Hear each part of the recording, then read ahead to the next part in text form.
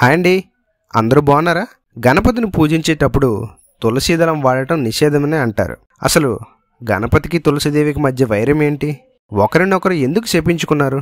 ఈ వీడియోలో చూద్దాం. దయచేసి వీడియో చివరి వరకు చూసి లైక్ చేయండి ప్లీజ్. పురాణాల ప్రకారం ఒకరోజు గణపతి గంగా నది ఒడ్డున సీరియస్గా తపస్సు చేసుకుంటున్నాడు.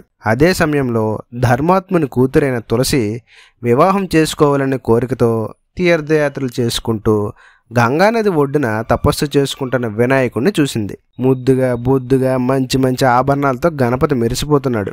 ఎలాగైనా ఇతన్ని పెళ్లి చేసుకోవాలని అతని దగ్గరికి వెళ్ళి నన్ను పెళ్లి చేసుకో అని అడుగుతుంది.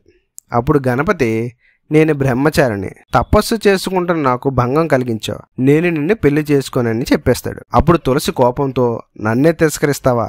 అయితే నీకు ఒకటి కాదు 2 పెళ్లిళ్ళు జరిగి నీ బ్రహ్మచర్యాన్ని కోల్పోతావు అని చెప్పేస్తుంది. అప్పుడు గణపతి, నన్నే శపిస్తావా? నీకు శంకర్చన అనే రాక్షసుడితో పెళ్లి అవుతుంది, అంతేకాక నువ్వు ఒక మొక్కలా మారిపోతావు అని శపిస్తాడు. తర్వాత తన తప్పు తెలుసుకున్న తులసి క్షమించమని గణపతిని వేడుకుంటుంది.